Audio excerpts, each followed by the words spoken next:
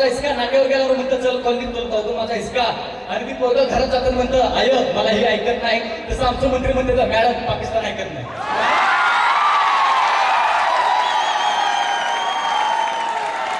आज आम्ही म्हणतो आतंकवादी हल्ला झाला, एवढी लोक मेली तेवढी लोक मेली.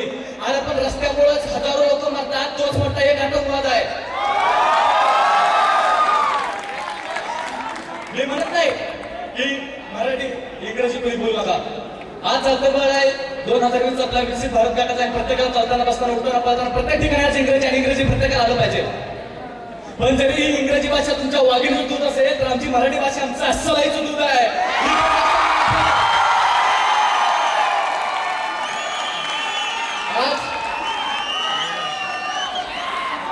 आज निवडणुका लागल्या की प्रत्येक जण लग्न पत्रिका जाहीर केल्या, सगळ्या पत्रिका जाहीर करतात. तांदूळ 2 रुपये किलो, गहू 3 रुपये किलो, ज्वारी 4 रुपये किलो.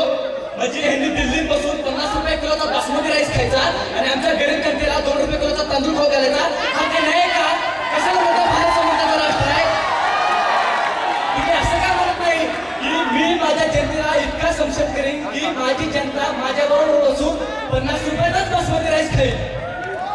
आज नशीब त्यांच्या गर्लफ्रेंड राजकारणात उतरत नाहीत, नाहीतर आमचा भारत 2010चा महासत्ता झाला असता. आणि आजचं युग आहे फॅशन शो का. मी मानतो फॅशन शो का प्रत्येकाने फॅशन प्रमाणे चाललं पाहिजे, पण आपल्या संस्कृतीला विसरता कामा नये. आज